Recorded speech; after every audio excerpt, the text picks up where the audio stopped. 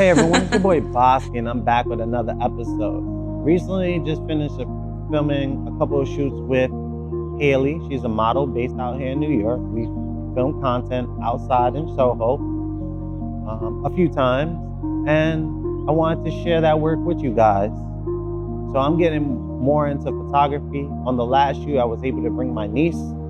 She was able to start her journey, her photography journey.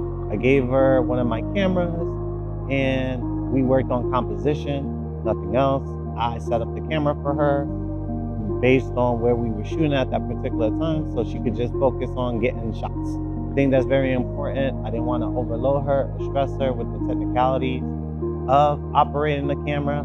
I think and believe that that can come later. I've been sending her resources, but I know she's not reading it. It's okay.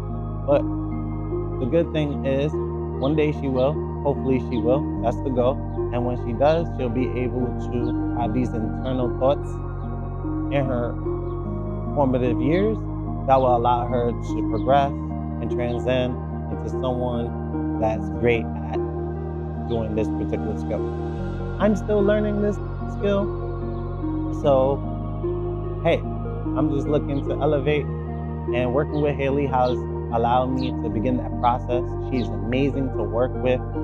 So before I shoot, we worked on some mood boards, coming up with some concepts, some ideas. We used Pinterest, and then we chose a location, obviously Soho, which is easy to get to for both of us. And also too, we're digging the vibe of the different type of things that we came up with. We didn't want to overthink it. We just wanted to go out and shoot. We also, very important, we chose in busy, Soho gets busy. So we made the decision to get there earlier in the day before the rush. However, last Sunday was kind of hectic. The trains were moving. Actually, in New York, you know that the trains are always like, it's an adventure. Even sometimes when you plan and leave early, you still get mishaps because there might be a delay or there might be a service that's not really updated or posted on NTA's like website, but not like on their socials. So you're like, damn. But anyway, we were able to start our shoot around 10:30, 11. But again, now you're dealing with the sun, right? The sun is gonna reach its highest point, so you're gonna deal with a lot of harsh light. So at that point, it's about being creative and finding pockets of areas to shoot in. So take these things into consideration when you're being creative and you're outside shooting. And yeah, but the overall experience was fun, right? Being able to incorporate her ideas of the different poses that she wanted to capture and being able to just meet up and shoot and work on your craft are two key elements that I believe will help me grow as an individual, and I appreciate her for that. So take the time, go follow her. Her Instagram is posted in the description, you know, and book her. She's amazing, right? I believe we've filmed 3 different projects together, right? And we're actually developing a certain chemistry that hopefully can lead into like bigger projects. I am in the process of writing some short films. So hopefully, you know, she would, if she wants, she could be a part of that. You know, we haven't crossed that bridge yet. I'm still figuring out dialogue and the story I want to tell in them short films. However, stay on the lookout for that in the future. I definitely want to move towards more narrative-based content because I think that is the direction that would allow me to be more creative and tap into like the things that I ultimately want to create and produce. Now back to this shoot.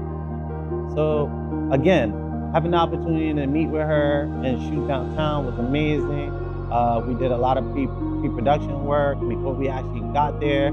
So we weren't really moving around like haphazardly. In terms of the video, we didn't have really a plan.